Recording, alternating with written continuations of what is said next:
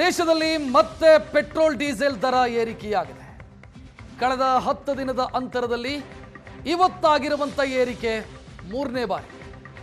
ಇವತ್ತು ಪೆಟ್ರೋಲ್ಗೆ 95 ಪೈಸೆ, ಡೀಸೆಲ್ಗೆ 95 ಪೈಸೆಯಷ್ಟು ಏರಿಕೆಯಾಗಿರುವುದು. 3 ಬಾರಿ 10 ದಿನದ ಅಂತರದಲ್ಲಿ ದರ ಏರಿಕೆಯಾಗಿದೆ. ವಾಹನ ಸವಾರರು ಕಳೆದ 10 ದಿನದ ಅಂತರದಲ್ಲಿ ಪೆಟ್ರೋಲ್ ಡೀಸೆಲ್ನ ದರ ಏರಿಕೆಯಾಗಿರೋದು 5 ರೂಪಾಯಿ. ಇವತ್ತು ಪೆಟ್ರೋಲ್ಗೆ 94 ಪೈಸೆ, ಬೆಂಗಳೂರಲ್ಲಿ 95 ಪೈಸೆ ಡೀಸೆಲ್ಗೆ ಜಾಸ್ತಿ ಆಗಿದೆ.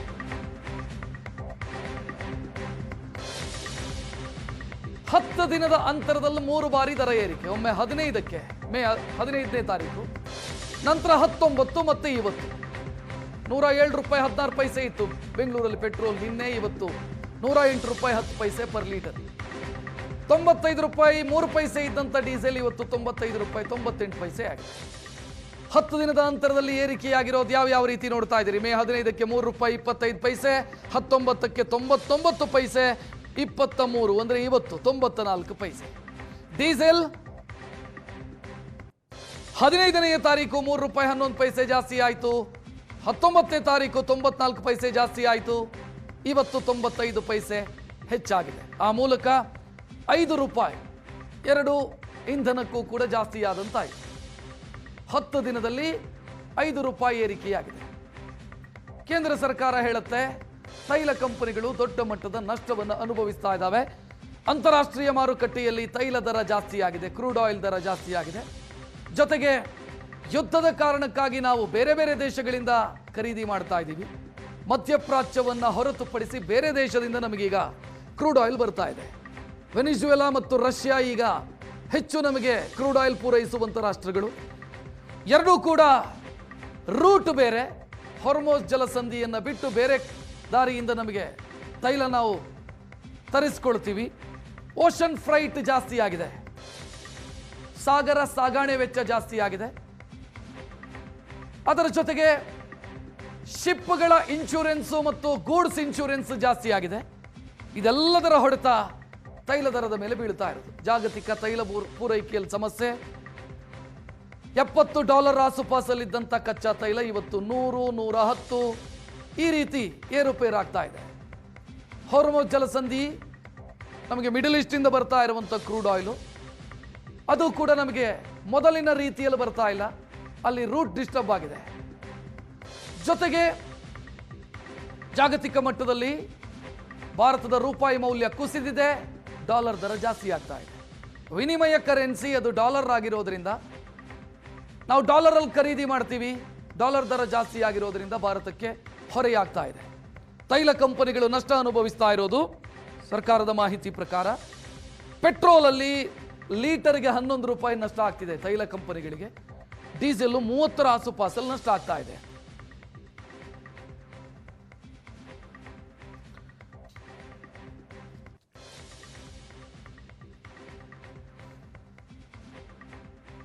ಅವಾಗೆಲ್ಲ ಹೇಳ್ತಿದ್ರು GST ಅಂಡರ್ ಬಂದ್ರೆ ಕಮ್ಮಿ ಆಗುತ್ತೆ ಅಂತೇಳಿ.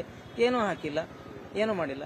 ಸೊ ಇವಾಗೆಲ್ಲ ನಾವು ಅನುಭವಿಸ್ಬೇಕು. ಸಡನ್ ಮಾಡ್ತಾರೆ. ನಾವು ಬಡವರೆಲ್ಲ ಏನ್ ಮಾಡೋದು ಸರ್? ಈ ತರ ಕೆಲಸಕ್ಕೆ ಹೋಗೋದು, ನಾವು ಸೆಕ್ಯೂರಿಟಿ ಕೆಲಸ ಮಾಡ್ತೀವಿ. ನಾವು ಈ ತರ ಇದನ್ನ ಪರಿಸ್ಥಿತಿ ಎಲ್ಲ ದಿನ ನಮಗೆ ತುಂಬಾ ತೊಂದರೆ ಆಗುತ್ತದೆ. ಏನೋ ಒಂದ್ಸಲಿ ರೈಸ್ ಮಾಡ್ಬೋದು, ಅವಾಗ ಮಾಡ್ಕೊಂಡಿದ್ರೆ ನಮ್ಮದ ದುಡ್ಡು ಯಾವಾಗಲೂ ಇರ್ತದೆ ಸರ್. ನಾವು ತಿಂಗಳಿಗಂಚು ನೋಡ್ಕೊಂಡಿರ್ಬೇಕು ಹಣಗಳು. ಅದಕ್ಕೆ ನಮ್ಮದ ಹಣಗಳಿರಲ್ಲ. ಇದ್ರ ಬಡವರಿಗೆ ಈ ತರ ಮಾಡಿದ್ರೆ ಹೆಂಗ್ ಮಾಡೋದು? ಬಡವರುಗಳು ಏನ್ ಮಾಡೋದು ಸರ್? ಜೀವನ ಮಾಡಕ್ಕೆ ನಾವು ಬಡವರು ವಿಷ ಕೊಟ್ಬಿಡಿ ಸತ್ತೋಯ್ತೀವಿ. 40 ರೂಪಾಯಿಂದ 40 ರೂಪಾಯಿನ ಕೊಡ್ತಾರೆ, 50 ರೂಪಾಯಿಗಳ ಗಾಡಿಯಿಂದ ಇಳಿದೋಯ್ತಾರೆ. ಏನ್ ಮಾಡೋದು ಸರ್ ಬಡವರು? ಎಲ್ಲ ಇವತ್ತು ರೈಟ್ ಜಾಸ್ತಿ ಇದೆ, 2 ರೂಪಾಯಿ CNG ರೇಟ್ ಜಾಸ್ತಿ ಆಗಿದೆ, ಪೆಟ್ರೋಲ್ ರೇಟ್ ಜಾಸ್ತಿ, ಡೀಸೆಲ್ ರೇಟ್. ಏನ್ ಮಾಡೋದು ಸರ್ ಬಡವರು? ಏನ್ ಮಾಡಕ್ಕಾಗಲ್ಲ ಸರ್, ಏನ್ ಮಾಡಕ್ಕಾಗಲ್ಲ. ಇನ್ನೇನ್ ಮಾಡಕ್ಕಾಗತ್ತೆ? ಏನಾದ್ರು ವಿಷ ಕೊಟ್ಬಿಟ್ಟು ಸತ್ತೋಯ್ತೀವಿ ಆಟೋ ಡ್ರೈವರ್ಗಳು. ನಮ್ಗೆಲ್ಲ ತುಂಬಾ ತೊಂದರೆ ಬರ್ತಾ ಇದೆ. ಕೂಲಿ ಕೆಲಸ ಮಾಡೋರು, ಸಾಮಾನ್ಯ ವರ್ಗದವ್ರಿಗೆ ಎಲ್ಲರಿಗೂ ತೊಂದರೆ ಆಗಿದೆ. ಇದು ಏನ್ ಮಾಡ್ತಾ ಇದಾರೆ ಈ central government? Daily gold rate ತರ, ಚಿನ್ನದ ರೇಟ್ ತರ ಈ ಪೆಟ್ರೋಲ್ ರೇಟ್ನು ಇದೇ ತರ ಮಾಡ್ತಾ ಇದ್ದಾರೆ. ನಮ್ಗೆಲ್ಲ ತುಂಬಾ ತೊಂದರೆ ಆಗ್ತದೆ. ಆಫೀಸ್ ಹೋಗೋದ, ಮನೆಯಲ್ಲಿ ಇರೋದ, ಕೆಲಸ ಮಾಡೋದ ಬೇಡವಾ ಅಂತ ಚಿಂತೆ ಆಗ್ಬಿಟ್ಟಿದೆ. ಏನ್ ಜಾಸ್ತಿ ಇರೋ ನಾವ್ ಏನ್ ಮಾಡಕ್ಕಾಗಲ್ಲ ಸರ್. ಸರ್ಕಾರ ಸರಿ ಇಲ್ಲ ಅಷ್ಟೇ. ಅಷ್ಟೇ. ಸೈಕಲೇ ಒಳ್ಳೇದು. ಈಗ ಸೈಕಲ್ ಜಾಸ್ತಿ ಆಗುತ್ತಿಲ್ಲ ರೇಟ್ಗಳು ಅಷ್ಟೇ. ಇದರ ಬಗ್ಗೆ ಜನರ ಅಭಿಪ್ರಾಯಗಳು ಏನಿದೆ ಅನ್ನೋದನ್ನು ತಿಳ್ಕೊಳ್ಳೋಣ. ನಮ್ಮ ಬೆಳಗಾವಿ ಪ್ರತಿನಿಧಿ ಅನಿಲ್ ರೆಡಿ ಇದ್ದಾರೆ. ಅನಿಲ್, ₹3.25 ಮೇ 15ನೇ ತಾರೀಕು ಜಾಸ್ತಿ ಆದಾಗ ಜನರ ಭಾವನೆ ಇದ್ದಿದ್ದು ದೇಶ ಸಂಕಷ್ಟದಲ್ಲಿದೆ, ಜಾಗತಿಕ ಮಟ್ಟದಲ್ಲಾಗಿರುವಂಥ ಸಮಸ್ಯೆಯ ಕಾರಣಕ್ಕಾಗಿ ಸಹಕರಿಸಬೇಕು ಅನ್ನುವಂಥ ಭಾವನೆ ಇತ್ತು. ಈಗ ನೋಡಿದರೆ ಅದು ಜಾಸ್ತಿ ಆಗ್ತಾನೇ ಇದೆ. 10 ದಿನದಲ್ಲಿ ₹5 ಜಾಸ್ತಿ ಆಯಿತು. ಇದು ಇನ್ನಷ್ಟು ಜಾಸ್ತಿ ಆಗೋ ಮುನ್ಸೂಚನೆ ಇದೆ. ಜನ ಏನು ಹೇಳ್ತಾರೆ? ಹೌದು ರಕ್ಷತ್, ಕಳೆದ ಒಂದು ವಾರದಿಂದ ಏನು ತೈಲ ಬೆಲೆಯಲ್ಲಿ ವಿಪರೀತವಾಗಿ ಏರಿಕೆ ಆಗ್ತಿರುವಂಥದ್ದು. ಒಂದು ವಾರದಲ್ಲಿ ಬೆಳಗಾವಿಯಲ್ಲಿ ₹5-7 ಕೂಡ ಹೆಚ್ಚಾಗಿರುವಂಥದ್ದು. ಪೆಟ್ರೋಲ್ ದರ ನಿನ್ನೆ ₹107 ಇದ್ರೆ ಇವತ್ತು ₹108 ಇರುವಂಥದ್ದು. ಮತ್ತೊಂದೆಡೆ ಒಂದು ಕಡೆ ದರ ಹೆಚ್ಚಳ ಆದರೆ ಬೆಳಗಾವಿಯಲ್ಲಿ ಡೀಸೆಲ್ ಪೂರೈಕೆಯಲ್ಲೂ ಕೂಡ ವ್ಯತ್ಯಯ ಆಗ್ತಿರುವಂಥದ್ದು. ಹೀಗಾಗಿ ಈ ಗೂಡ್ಸ್ ವಾಹನ ಚಾಲಕರಿರುವಂಥ ಬಾಡಿಗೆ ಮೇಲೆ ಹೊಡಿತಕ್ಕಂತಹ ಬೆಳಗಾವಿಯಿಂದ ಗೋವಾ, ಮಹಾರಾಷ್ಟ್ರ ಹೀಗೆ ಸಾಕಷ್ಟು ಸರಕು ಸಾಗಾಣಿಕೆ ವಾಹನಗಳು ಹೋಗ್ತವೆ. ಅತಿ ಹೆಚ್ಚು ಗೋವಾಕ್ಕೆ ಏನು ತರಕಾರಿ ಹೋಗುತ್ತೆ ಬೆಳಗಾವಿಯಿಂದ. ಹೀಗಾಗಿ ಅವರೆಲ್ಲರೂ ಕೂಡ ಈಗ ವಾಹನ ಮಾಲೀಕರು ಪರದಾಡಬೇಕಂತ ಪರಿಸ್ಥಿತಿ. ಒಂದು ಕಡೆ ದರ ಹೆಚ್ಚಳ ಆದರೆ ಮತ್ತೊಂದು ಕಡೆ ಏನು ಡೀಸೆಲ್ ಪೂರೈಕೆಯಲ್ಲೂ ಕೂಡ ವ್ಯತ್ಯಯ ಆಗ್ತಿರುವಂಥದ್ದು. ಹೀಗಾಗಿ ಸಹಜವಾಗಿ ಇದು ಸಾಕಷ್ಟು ಆಕ್ರೋಶಕ್ಕೂ ಕೂಡ ಕಾರಣವಾಗಿರುವಂಥದ್ದು. ನಾವೀಗ ಬೆಳಗಾವಿ ಚೆನ್ನಮೂರ್ತದಲ್ಲಿ ಇರ್ತಕ್ಕಂತಹ ಏನು ಇಂಡಿಯನ್ ಪೆಟ್ರೋಲಿಯಂ ಬಂಕ್ ಇದೆ, ಅಲ್ಲಿರುವಂಥದ್ದು ಏನು ಏಕಾಏಕಿ ಕಳೆದ ಒಂದು ವಾರದಿಂದ ದರ ಹೆಚ್ಚಳ ಆಗ್ತಿದೆ. ಸಹಜವಾಗಿ ಜನರ ಆಕ್ರೋಶಕ್ಕೂ ಕೂಡ ಕಾರಣವಾಗಿರೋ ನೀವು ದೃಶ್ಯದಲ್ಲಿ ಕೂಡ ನೋಡ್ತಿರುವಂಥದ್ದು. ನಿನ್ನೆ ಏನು ₹107 ಇದ್ದಂತಹ ದರ ಏನಿತ್ತು ಪೆಟ್ರೋಲ್ ದರ, ಇವತ್ತು ₹108 ಆಗಿರುವಂಥದ್ದು. ಅದ್ರ ಜೊತೆಗೇನೆ ಡೀಸೆಲ್ ಕೂಡ ₹1 ಹೆಚ್ಚಾಗಿರುವಂಥದ್ದು. ಪೆಟ್ರೋಲ್ ಲಭ್ಯ ಇದ್ರೂ ಕೂಡ ಡೀಸೆಲ್ನಲ್ಲಿ ಬೆಳಗಾವಿ ಬಹುತೇಕ ಬಂಕ್ಗಳಲ್ಲಿ ಡೀಸೆಲ್ ಲಭ್ಯ ಇಲ್ಲ. ಹೀಗಾಗಿ ಸಹಜವಾಗಿ ಇದು ಸಾರ್ವಜನಿಕ ಒಂದು ಕಡೆ ವ್ಯತ್ಯಯ ಆಗ್ತಿದೆ, ಆದರೂ ವ್ಯತ್ಯಯ ಆಗ್ತಿದೆ. ಮತ್ತೊಂದು ಕಡೆ ದರ ಹೆಚ್ಚಾಗಿ ಆಗ್ತಿರುವ ಹಿನ್ನೆಲೆಯಲ್ಲಿ ಸಾಕಷ್ಟು ಆತಂಕಗೊಂಡಿರುವಂಥ ನಮ್ಮ ಜೊತೆಗೆ ಸ್ಥಳೀಯದರೆ ಅವ್ರನ್ನ ಮಾತಾಡ್ಸೋಣ. ಏಕಾಏಕಿ ಪೆಟ್ರೋಲು ಡೀಸೆಲ್ ದರ ಹೆಚ್ಚಾಗ್ತಿದೆ, ಸಹಜವಾಗಿ ಹೊರೆನೂ ಆಗುತ್ತೆ, ಏನು ಹೇಳ್ತೀರಾ? ಸರ್, ಈಗ ನೀವು ನೋಡ್ಬೋದಿತ್ತು, ಲಾಸ್ಟ್ ವೀಕ್ನಲ್ಲಿನೇ ಎಷ್ಟು 102 ಇತ್ತು. ಈಗ ಮತ್ತು ಲಾಸ್ಟ್ ವೀಕು 106 ಮಾಡಿದರು. ಈಗ ಮತ್ತೆ 108 ಆಗಿದೆ, ಆಲ್ಮೋಸ್ಟ್ 108 ಆಗಿದೆ. ಹಿಂಗೆ ಮಾಡಿದ್ರೆ ಹೆಂಗಾಗೋದು ಸರ್? ಕರ್ನಾಟಕದಲ್ಲಿ 108 ಆಗಿದೆ, ಬಾಕಿ ಸ್ಟೇಟ್ನಲ್ಲಿನೂ ಸ್ವಲ್ಪ ಕಮ್ಮಿ ಇದೆ. ಮತ್ತು ನಮ್ಮದು ಮೇನ್ಲಿ ಫೀಲ್ಡ್ ಜಾಬ್ಸೇ ಇರುತ್ತೆ. ಹಿಂಗಂದರೆ ನಮಗೆ ಡೈಲಿ ಪೆಟ್ರೋಲೇ ಅಟ್ಲೀಸ್ಟ್ 400-500 ಪೆಟ್ರೋಲ್ ಬೇಕೇ ಬೇಕು. ಹಿಂಗಾದರೆ ಪೆಟ್ರೋಲ್ ರೇಟ್ಲೇ ಬರಲ್ಲ ಸರ್. ಅದು ಕಂಪ್ನಿಯವ್ರು ಅಲೌನ್ಸ್ ಹೆಚ್ಚು ಮಾಡಲ್ಲ, ಅದು ನಮಗೆ ಇದು ಹೊಡೆತ ಬೀಳ್ತಿದೆ. ಹಿಂಗಾದ್ರೆ ಹೆಂಗೆ? ಸ್ಟೇಟ್ ಗೌರ್ಮೆಂಟ್ ಏನೇ ಮಾಡಬೇಕು ಸರ್ ಇದಕ್ಕೆ. ಮತ್ತಷ್ಟು ಜನ ಇದ್ದಾರೆ ರಕ್ಷತ್ ಮಾತಾಡ್ಸೋಣ. ಏಕಾಏಕಿ ಪೆಟ್ರೋಲ್ ದರ ಹೆಚ್ಚಾಗ್ತಿರುವಂಥ ಸಹಜವಾಗಿ ಎಲ್ಲರಿಗೂ ಹೊರೆ ಇದು. ಒಂದು ಕಡೆ ಈ ಕಡೆ ಕೊಲ್ಲಿಗಿದ್ದು ಐತಲ್ರಿ, ಅದಕ್ಕೂ ಸ್ವಲ್ಪ ಜಾಸ್ತಿ ಆಗಿರ್ಬೇಕು. ಕೊಲ್ಲಿಗಿದ್ದು ಬಂದ್ರೆ ಮೋಸ್ಟ್ಲಿ ಇಳ್ಬೋದಲ್ಲ ಸರ್. ಹೊರೆ ಅಂದರೆ ಸರ್ ಏನು ಮಾಡಕ್ಕೆ ಬರೋಣ, ಗೌರ್ಮೆಂಟ್ ಹೋಗೋದ ಬರೋದ ಖರ್ಚೆಲ್ಲ ಅವ್ರು ನೋಡ್ಕೋಬೇಕಲ್ರಿ.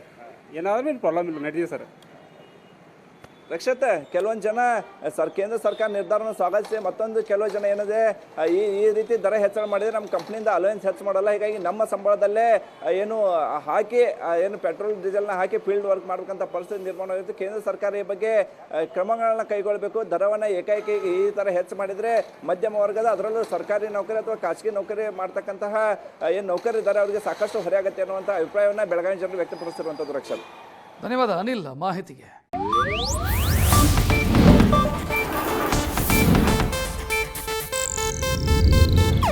ಇದು ಏಷ್ಯಾನೆಟ್ ನ್ಯೂಸ್ ನೆಟ್ವರ್ಕ್ ಪ್ರಸ್ತುತಿ.